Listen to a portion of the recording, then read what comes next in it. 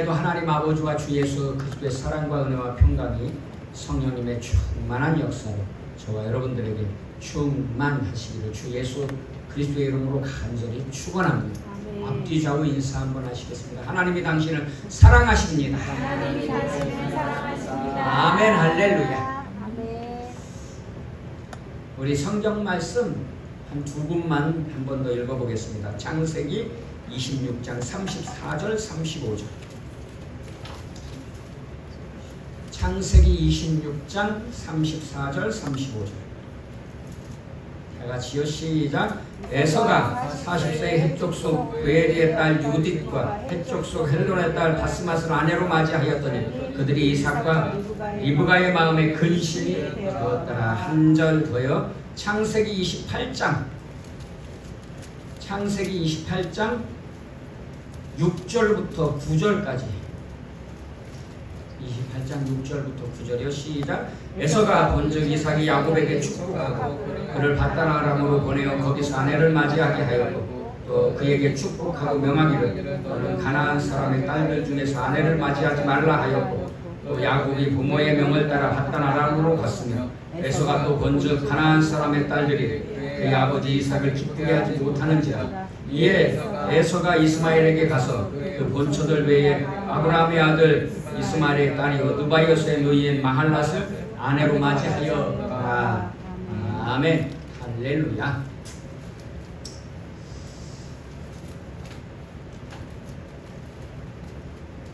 어떤 분이 어떤 여자분인데 그런 강연을 하면서 그런 얘기를 하더라고요. 부모가 부모 노릇을 잘해야 한다 그러면서 자녀들이 나이가 20, 30 넘으면 이제 함부로 말해서도 안 된다는 거예요. 물론 뭐 어릴 때에도 함부로 말하면 안 되죠. 어릴 때에도 축복의 말을 자꾸 해줘야 할 줄로 믿습니다. 왜냐하면 성경에도 그런 말씀이 있잖아요. 믿음은 들음에서 나고 들음은 그리스도의 말씀으로 말미암는다. 그러니까 무엇을 듣느냐가 중요하단 말이에요. 그 태교는 뭐 하는 겁니까? 들려주는 거예요. 아이에게 뭘 축복의 말을 들려주는 게 태교라고 저는 생각해요. 왜냐하면 뱃속에 있는 아이에게 뭐 교육을 하면 어떻게 할 수 있겠습니까? 그냥 엄마가 그죠? 보고 듣고 그런 것들이 영향이 미친다는 거잖아요. 그러니까 그래서 옛날에도 예수님 믿기 전에도 그런 얘기 있잖아요. 임신하면 좋은 것만 보고 좋은 것만 듣고 좋은 말만 해라 그러잖아요. 그러니까 우리 손주들이 예수님은 믿지 않았어도 참 지혜로웠다니까요. 그런데 요즘은요, 뭐 임신을 한 임산부들도 나쁜 말도 많이 하고 나쁜 것도 많이 보고 제가 청년 때 군대에서 이제 휴가 나오면 친구들이랑 어울려서 나이트 클럽이라는 곳을 가봤는데 글쎄 그곳에 누구를 데리고 오냐면 어린 자기 자녀들을 데리고 술집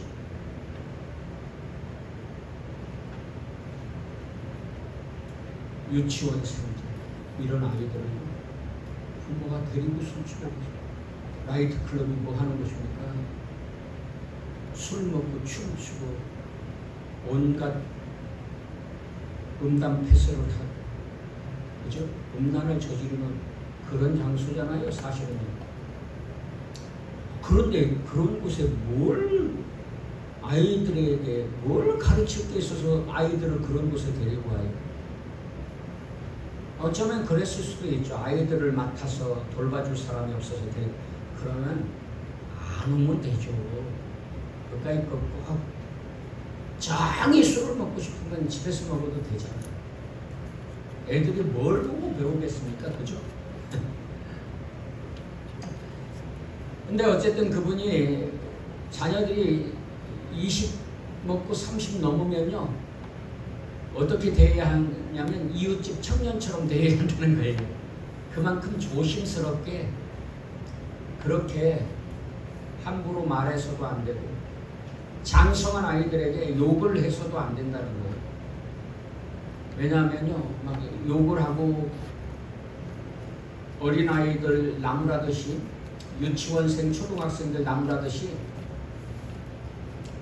나무라면요 아이들이 세상에 나가서 직장생활 할 때에도 위축돼가지고 길을 못 편드는 거예요.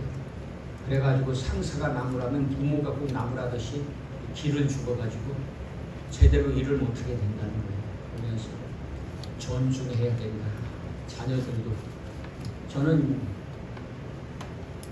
동의하는 부분이 있어요. 자녀들이라고 사실 나이에 상관없이 어리다고 함부로 대하거나 여러분 예수님의 가르침은 뭐예요? 항상 인격을 존중하는 거예요. 예수님이 설교하실 때에 부모들이 축복받고 싶어가지고 아이에게 축복기도를 예수님의 축복기도를 받게 해주고 싶어서 데리고 왔단 말이에요. 그런데 제자들이 뭐라 그랬죠?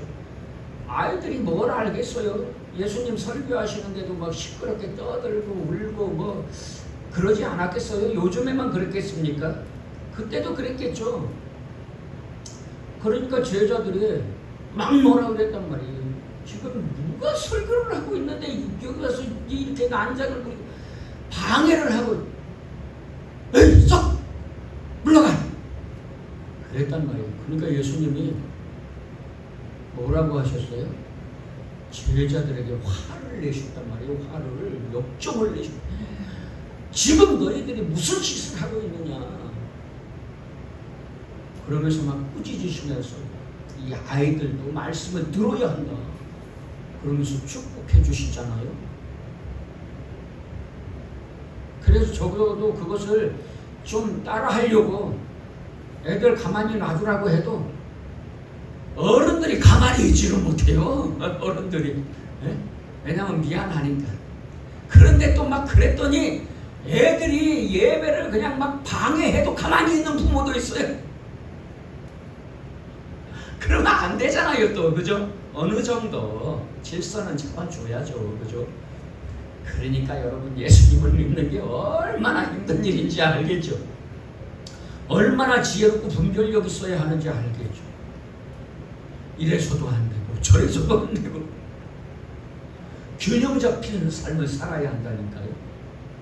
그래서 예배에 방해가 되지 않는 선에서 좀 절제시키고 방해만 되지 않는다면 애들이 방해하는 것이 아니라 부모들이 방해를 한다니까요. 예배를 애들 단속한다고 어른들이 방해를 해요.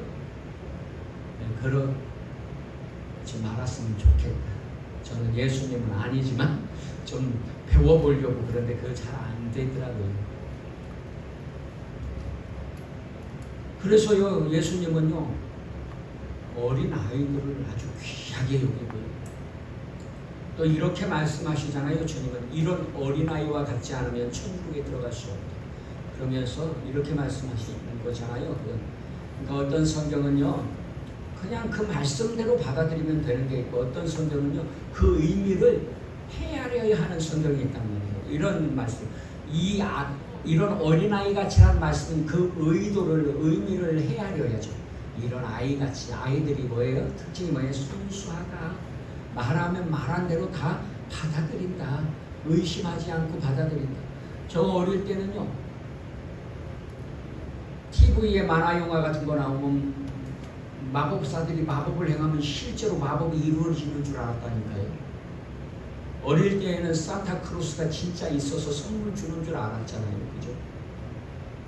그걸 의심하지 않잖아요. 그런 순수한 마음으로 주님의 말씀을 듣고 순종하는 자가 구원받는다. 그런 의미잖아요. 이렇게 주님은요 어린아이들을 얼마나 사랑하시고 존중하시는지 모르겠어요. 그런데 예수님을 믿는다고 하면서 아이들을 무시하면 되겠습니까? 예수님도 존중하는 아이들을. 그러면 안 되잖아요. 그죠? 그러니 사랑하는 여러분, 부모가 부모 역할을 잘해야 할 줄로 믿습니다. 특별히 믿음의 부모들은요, 정말 믿음으로 말씀으로 자녀를 양육해야 할 줄로 믿습니다. 왜냐하면 자꾸 성경 얘기 들려주고 믿음의 이야기를 해주고 세상 방식 그런 거, 아파트를 어떻게 투자하면 돈을 번대더라, 어? 이런 얘기 말고 믿음으로 살면 요셉처럼 믿음으로 살면 다윗처럼, 다윗은 어떤 사람이냐면 다니엘은 있잖아, 하루에 3번은 꼬박꼬박 기도하며 살았어. 사무엘 선지자는 기도를 쉬는 죄를 범하지 않겠다고 했단다. 그러면서요, 다윗의 이야기 얼마나 재미있습니까? 흥미진진합니까? 골리앗을 물리치는 그 이야기들 여러분 얼마나 재미있게 이야기해 줄 수 있습니까? 그죠? 그런 얘기를 자꾸 들려줘야 해요. 왜냐하면 믿음은 들음에서 나고 들음은 그리스도의 말씀으로 말미암기 때문에.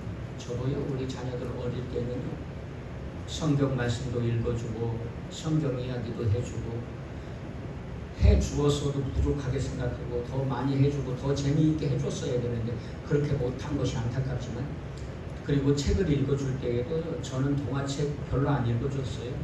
성경 이야기 책 사가지고 다 그러고 나오는 사가지고요, 성경 이야기 책, 성경 동화책 같은 거 이런 거 읽어주고 그랬습니다. 왜냐하면 믿음은 들음에서 생기는 겁니다. 아멘. 자녀들이 장성했어도요, 들을 귀는 있잖아요. 그래서 믿음의 이야기들을 들려주는 부모님들, 할머니, 할아버지들 되시기를 주 예수님으로 축원합니다. 그래서 부모가 부모 역할을 노릇을 잘해야 돼요. 부모답지 못한 부모들도 얼마나 많습니까? 그죠? 이게 부모랍시고 말이에요. 정말 민폐 덩어리, 자녀에게 민폐 덩어리들 있잖아요. 이러면 안 되지 않나요? 특별히 예수님을 믿는 사람들은 더욱 그렇지 않겠습니까? 그런데 여러분, 자녀들은 어떻게 해야 합니까? 당연히 부모를 존중해야죠. 그분이 그러더라고요. 부모를 존경까지는 아니어도 존중할 줄 알아야 된다. 그러더라고요. 존중이 뭐예요? 귀하게 여겨서 높여드리는 거예요. 그러니까 부모를요, 귀하게 여기고 높여줄 줄 알아야죠. 아멘. 여러분, 귀하게 여길 줄 알아야 되지 않겠어요? 추석이 가까우니까 오늘 집사님이 그러더라고요. 전을 붙여야 되는데 뭐 20장, 30장만 이렇게. 왜냐하면 어머님이 좋아하시니까. 이게 바로 존중의 것이죠. 존중, 이런 것이 존중의 것이죠. 존중하니까 그러는 거지, 그죠? 마음에 그런 마음 없으면 그 귀찮아가지고 뭐 하겠어요? 그냥 사가면 되지. 그리고 꼭 안 가져가도 되잖아요. 얼굴만 비춰도 되잖아요. 용돈으로 해결하면 되잖아요. 물론 뭐 드릴 용돈도 없어가지고 못 드릴 수도 있겠지만, 그러면서 그분이 그러더라고요. 자기는요, 일주일에 꼭 한 번은 부모님에게 전화를 해서 할 말 없어도 어머니, 아버지 건강하시죠? 별일 없으시죠? 안부를 묻는다. 그래서 바쁘게 살다 보면 잊어버리니까 알람을 설정을 해놨대요. 그래서 알람이 울리면 꼭 부모님에게 전화를 드리는 거예요. 일주일에 한 번씩. 그래서 존중을 해야 된다 그러더라고요. 그럼 여러분, 자녀들이 부모를 존중해야 하지 않겠어요? 자기를 낳아준 뿌리인데. 그잖아요. 부모를 무시하면 자기 얼굴에 침 뱉는 거 아니에요? 여러분, 오늘 우리의 자녀들은요, 부모님들보다 얼마나 똑똑한지 몰라요. 왜? 더 많이 배웠으니까. 더 훌륭한 교육 환경에서 배웠으니까. 그잖아요. 요즘에는 웬만하면 다 영어 막 다 한다는 거예요. 영어도요, 얼마나 기차게 하는지. 옛날 어른들이 영어 하면 뭐라 그래요? 콩글리시라 그래요. 그냥 본토 발음이 아니라 이거야. 알아듣지도 못할 발음을 하고 있다는 거예요. 심지어 학교 선생님, 영어 선생님도요, 학생을 못 따라가. 왜냐하면 학원을 다녀가지고 배워가지고 누구에게? 현지인에게. 그래서요, 자녀들이 부모보다 훨씬 똑똑해요. 삶의 지혜는 있을지 몰라도 아는 것에 대해서는, 저도 목사님, 장로님들 수양회를 가게 됐는데 필리핀을 가게 됐어요. 일주일 동안. 그냥 가고 싶진 않았는데 사실은요, 어떤 분들은 싫어라 하고 그래서 굳이 가야 되나 그런 생각했었는데 노예에서 그냥 가자고 그러니까, 목사님들, 장로님들이, 대부분의 장로님들이 가자 그러니까, 아이 나 허리도 아프고 이 가서 따라다닐 수가 있을까 몰라요. 그래가지고 그냥 그 행사를 진행하는 목사님께 전화 드려가지고, 아이가 허리가 아픈데 어디 많이 걷고 그러진 않나요? 그렇지는 않대요. 많이 걷는 건 없대요. 필리핀 더운 나라 가니까 하루는 호캉스, 호텔에서 푹 쉬는 거, 호텔 수영장에서 푹 쉬는 거. 그래가지고 아유, 그다지 가고 싶진 않았는데 제가 또 시차에 서기가 됐잖아요. 임원이 돼가지고 안 갈래요. 안 갈 수도 없고 그런 고민하다가 이제 노회에서 또 70%는 지원해주고 그러니까 가기로 했는데, 참 필리핀을 가려니까 이터레블이라는 인터넷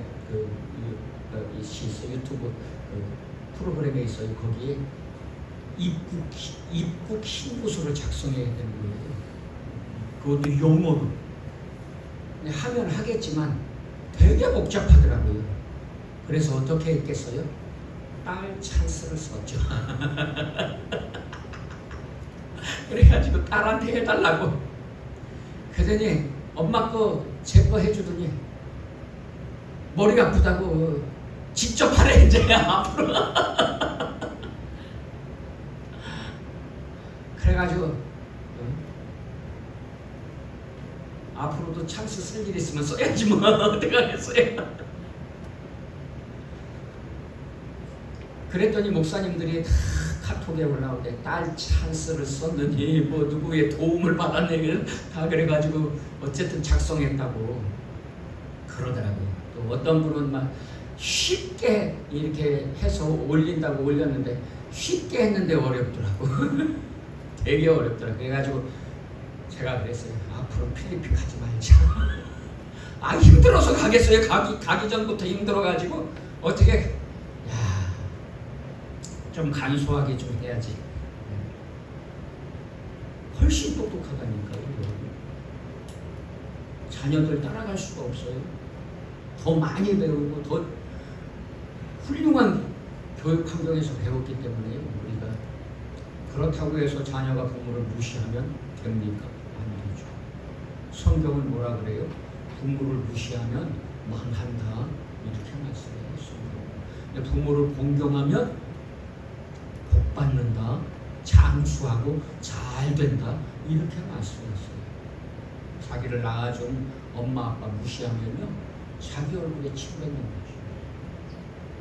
그렇지 않습니까? 그래서 부모를 존중해야 돼요. 에서는 그런 마음이 없었던 것 같아요. 왜냐하면 결혼은 1년지 대사인데 결혼을 앞두고요. 에서 그때 당시에는 오늘처럼 결혼식이 있고 추리가 있고 그런 건 아니었어도 보니까 그냥 데려다 살았어. 그리고 후세에 이제 그런 결혼 잔치가 중요하니까 결혼 잔치가 생겼겠죠. 결혼식도 결혼 잔치도. 그래서 신약 시대에는 예수님이 혼인 잔치에 참여해서 물로 포도주를 만드는 역사도 행하셨잖아요. 그런데 보니까 에서는요 아내를 얻는데 어떻게 해요? 그냥 자기 마음대로 자기 마음에 들면 눈에 첫눈에 반했어. 와 예쁘다. 여러분 첫눈에 반한 게 진짜일까요? 사람들이요 첫눈에 반했는데 이혼 무지하게 하더라고요. 이혼 무지하게 하더라고요. 그거 믿을 바 못 돼요. 사람에는 믿을 바 못 됩니다. 첫눈에 반하는 거예요. 믿을 바 못 돼요. 사람은 사귀어봐야 합니다. 그럴듯한 남자인 줄 알았는데 데이트 폭력에 시달리잖아요. 그죠? 그럴듯한 여자인데 사기꾼이. 그런 사람 얼마나 많습니까? 그러니까 첫눈에 반하는 거 믿지 말고 우리 청년들 좀 사귀어보고 결정하시길 바랍니다. 네? 첫눈에 반했다고 덜커덕했다가요 낭패를 당한다니까요. 그런 거 믿을 거 하나 없어요. 진짜 믿을 바가 못 돼요. 첫눈에 반하는 거. 근데 에서는요 그냥 뭐 예쁘다 나랑 살자 그 데리고 왔어요. 누구를? 해쪽 속 부엘의 딸 유딧과 해쪽 속 엘론의 딸 바스맛을 아내로 맞이했어요. 그랬더니 어떻게 됐어요? 이삭과 리브가의 마음에 근심이 됐어요. 해쪽 속이 해필 해쪽 속한테 딸을 데리고 왔어? 이삭도 마음이 안 좋아. 리브가만 안 좋은 게 아니에요. 이삭의 마음도 안 좋고 리브가의 마음도 안 좋아. 근심이 됐어. 근심이. 걱정 근심이 되구나. 골치가 아파요. 그리고 데려왔는데 살면서도 그 며느리들이 시아버지 시어머니한테 순종하고 뭐 그런지는 않았던 것 같아요. 왜냐면 막 그래도 시집와서 잘했으면 그래서 부모의 신앙을 좀 따라가고 시어머니 시아버지의 신앙을 따라가고 그랬으면 이삭과 리브가가 마음이 돌아섰을 수도 있잖아요. 근데 그러지 않았던 것 같아요.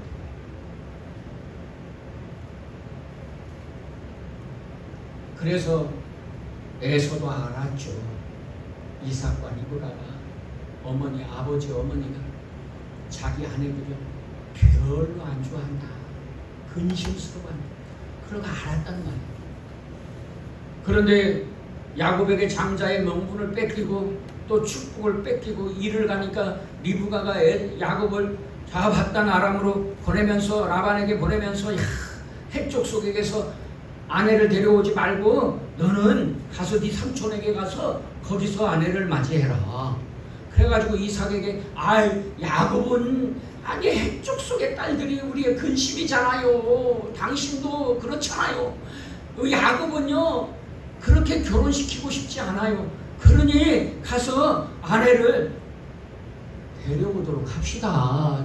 우리 오빠 라반에게 보내가지고 거기서 에서가 다 들었단 말이에요. 그리고 야곱이 떠났어요. 그래 에서가 듣고 보니까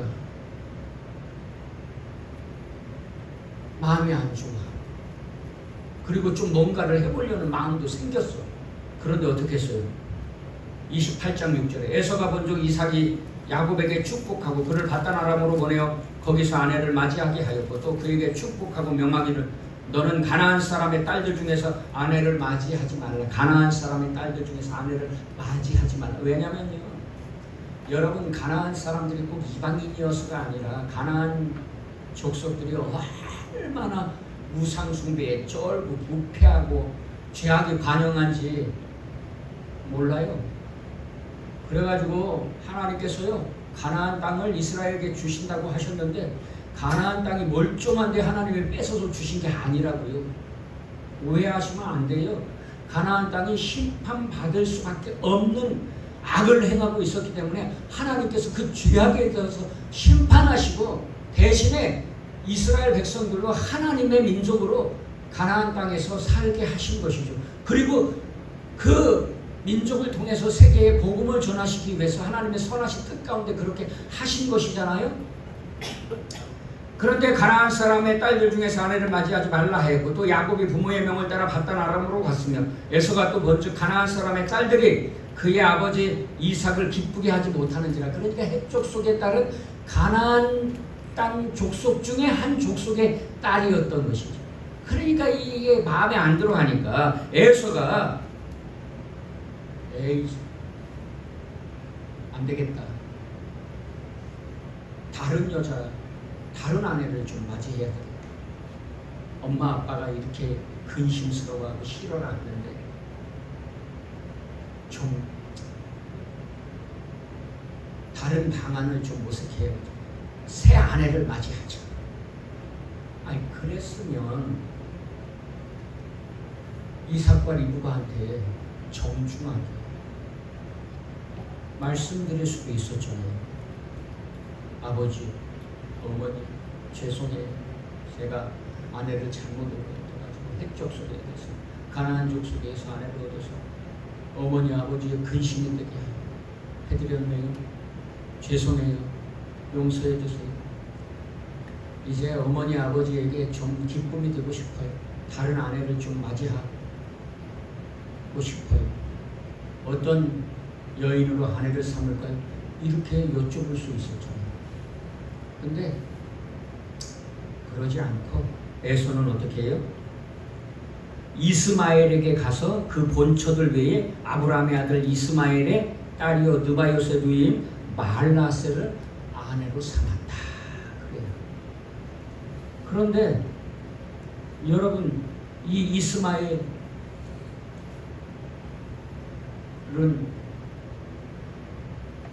이삭의 형이잖아요. 이복형. 그리고 아브라함의 아내 사라에게 쫓겨난 그런,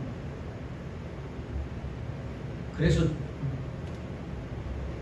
자녀를 낳은 족속이 이삭의 자손들이잖아요. 그러면 이삭과 리브가가 좋아하겠어요? 당연히 아니겠죠. 당연히 좋아하지 않았겠죠. 이스마엘의 자녀들, 자손들을 에서가 아내로 맞이했는데 이삭과 리브가가 좋아할 리가 없잖아요. 그래서 에서는 다른 아내들을 맞이하는데도요, 부모님에게 상의도 안 하는 것 같아요. 그냥 마음에 들면 가나안 족속의 딸이든 이스마엘 족속의 딸이든 데려다 사는 거예요. 그러니까 이삭과 리브가의 근심이 될 수밖에 없었던 것이죠. 여러분, 오늘 우리의 자녀들이 있고 우리의 자녀들이 결혼을 해야 되잖아요. 또 자녀들이 장성하면 결혼을 해야 되는데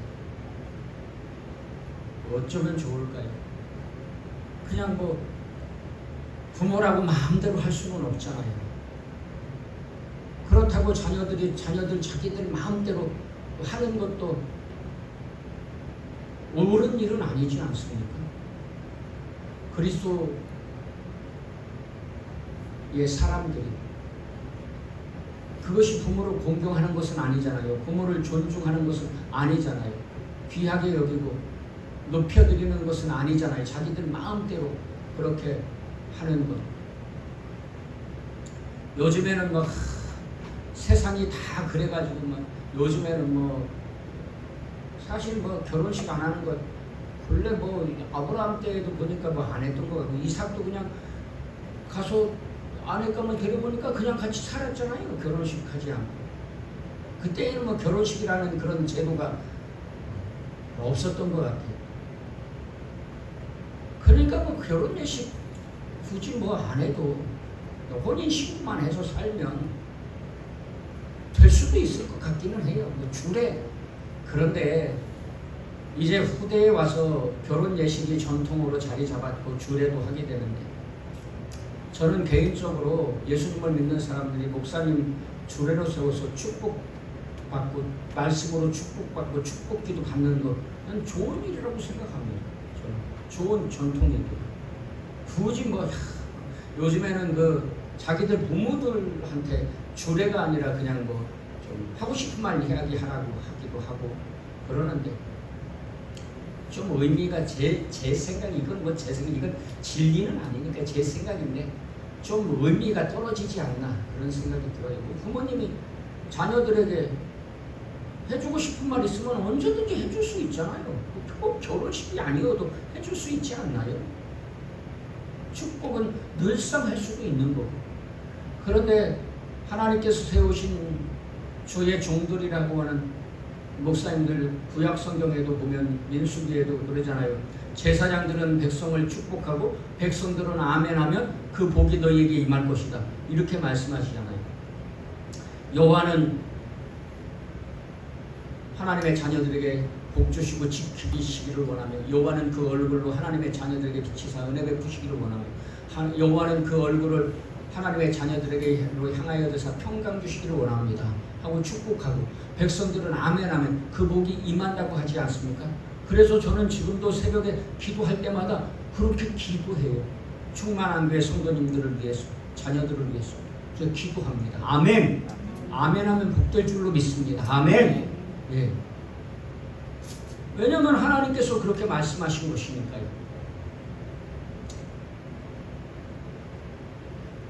그런데 뭐 그런 것들은요, 그냥 뭐 진리는 아니고 그냥 뭐 전통 내려오는 방식이니까 뭐 예식 안 할 수도 있고 줄에 안 세울 수도 있고, 예전에도 가난하면 물 한 그릇 떠놓고 이렇게 같이 살고 혼인신고하고 이렇게 했잖아요. 그러나 그런 것들은 그렇게 한다고 하더라도 어떤 남자를 만나고 어떤 여자를 만나서 함께 살아갈 때에 부모님에게 얘기도 안 하고 자기들 마음대로 만나서 그냥 살고 찢어지고, 이런 것은 부모를 존중하는 태도는 아니라고 저는 생각합니다.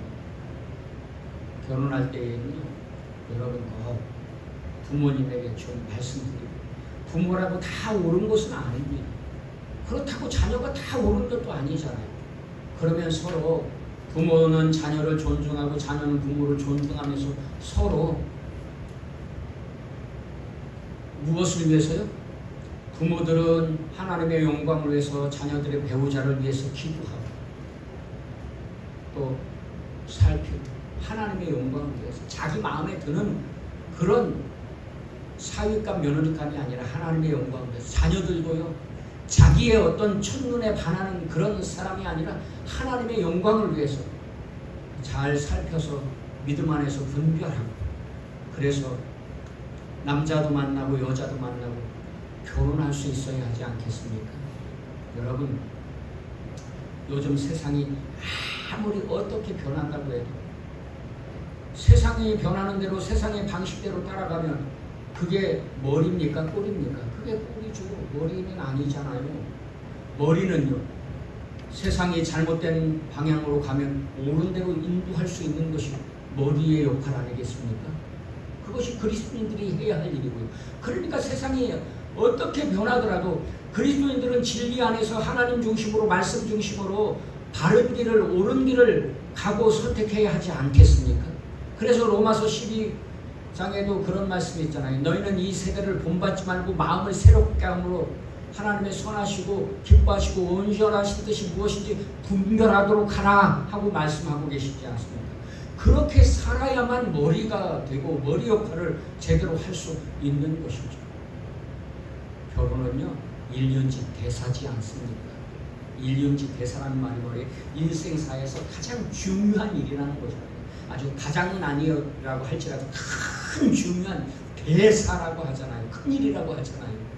아주 큰일이라고. 그럴 때에 여러분, 부모가 엄연히 살아계시는데 부모한테 말도 안 하고 지들끼리 살고 애 낳고, 이거는 존중하는 태도는 아니죠. 세상 방식일지는 몰라도 결코 그리스도인들이 닮아가야 할 일은 아니라고 확신합니다. 그러니 여러분, 부모는 자녀들을 함부로 대해서 안 되고 자녀도 부모를 함부로 대해서 안 되죠.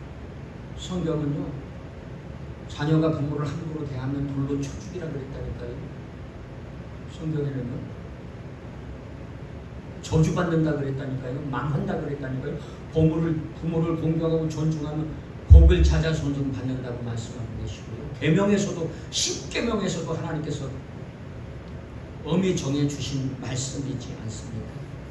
그래서 뭐 제가 결혼을 하는데 이렇게 해라 저렇게 해라 말할 수는 없지만 기본 원칙 안에서 여러분 부모와 자식이 서로를 존중하면서 그런 일륜지 대사를 치르는데 그냥 마음 내키는 대로 에서처럼 그래가지고요 저주받지 마시고 정말로 잘 살펴서 그게 잘 안 되지만 한번 마음에 동하면요 이성으로서 한번 마음에 동하면 이게 잘 안 되잖아요. 사실은 그 마음을 다스리기가 잘 안 되잖아요.